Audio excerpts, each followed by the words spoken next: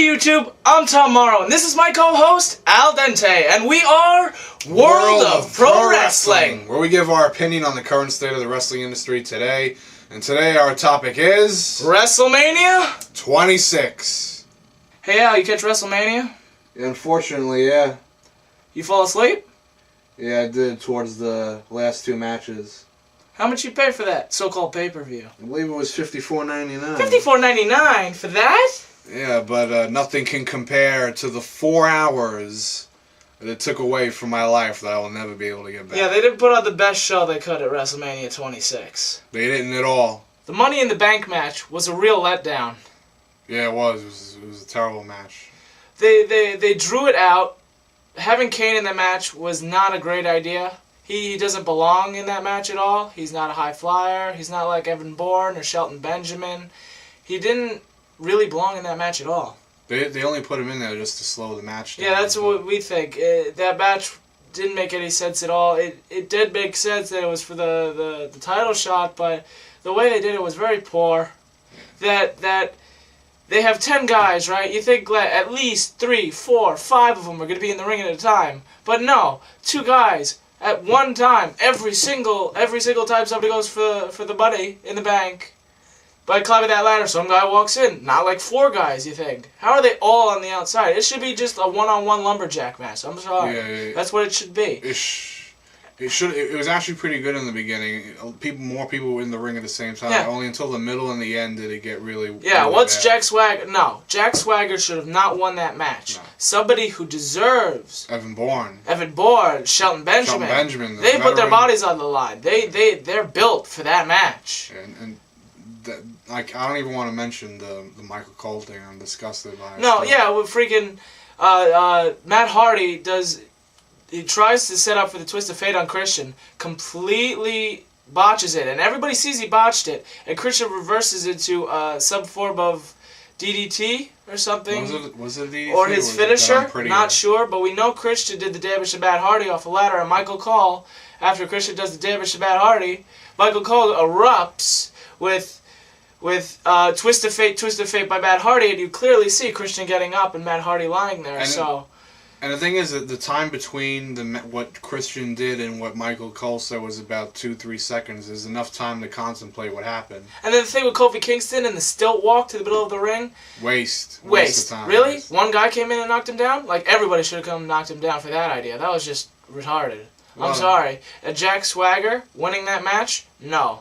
Somebody who deserves it, like Evan Bourne, who after he botched did a backflip on Christian. Now he deserves it for that match. He was meant to be in that match. Now moving on, the Divas match was complete confusion. Yeah, terrible. It was another terrible match. Vicky Guerrero wrestling? No, I'm sorry.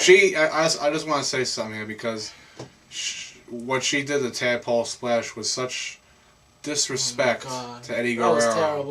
That was terrible. And then after that she goes for the pin, and then the ref goes 1, 2, and then she holds the shoulder up, doesn't even realize it, thinks she's won, celebrates, and then the ref has to tell her she has to pin again, and she automatically wins. Yeah, I thought that was a joke. It really is. So that's all we can comment on the women's title. Not much happened. Randy Orton's match was really drawn out too. There was always somebody on the floor, either from a punch, not a big move at all. 15 minutes of nothing. It was a 3-way match, and it was always a 2-on-1. We knew it was going to be a 2-on-1, but I don't know. And then when he punted Cody Rhodes, the camera didn't even have a good angle. You didn't even see the punt. No, it was poor, that match. You knew Randy Orton was going to win. Now I think he's, turning face? Yeah, but he's still really a villain. Just people like him. It's like sort of like Cena. He's a face, but everyone hates him. Yeah, so with that... Speaking of Cena. John Cena at the Batista match, it was decent, drawn out. Cena like winning, every Batista match. Cena winning was no shock.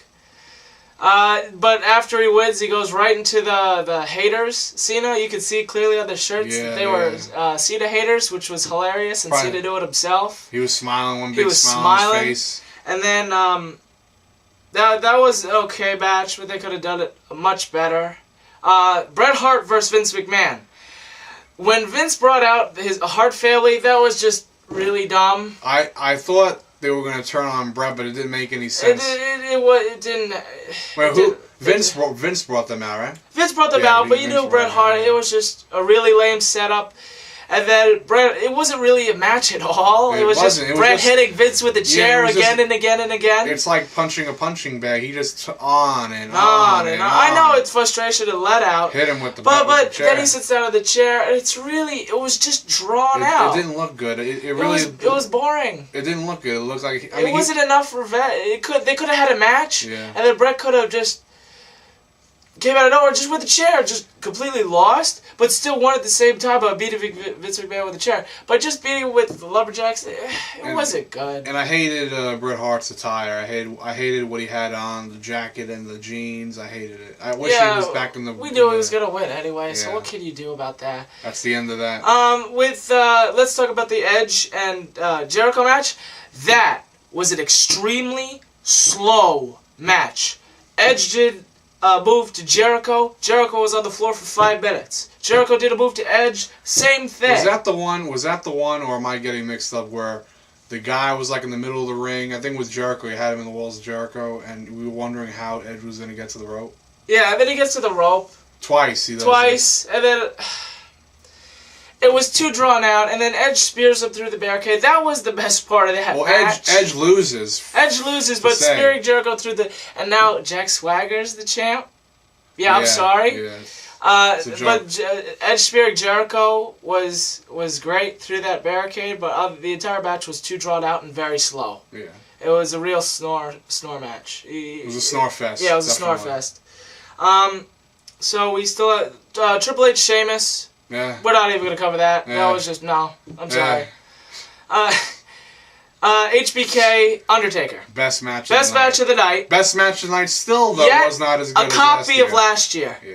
This match. Pretty much the same kind of thing going on. He kicks out of the tombstone, kicks out of the Sweet Chin music. You knew it was going to happen. He does the triangle choke. Yeah. He does the sharpshooter. There was two original things I just want to mention. One of them was the moonsault onto Undertaker onto the table outside.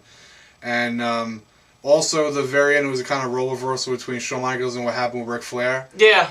When he said, like, when Flair was telling him, come on, hit me, and Shawn Michaels, like, crawling up to Taker's face. I know, and Undertaker, like, breaks and he smacks him in the face, and then he gives him a ballistic. Jumping tombstone. He goes ballistic and just destroys Shawn Michaels. Oh, yeah, that's it. But, tell you the truth, that was not a slow match at all. There was always action, always wrestling going on, always something, compared to...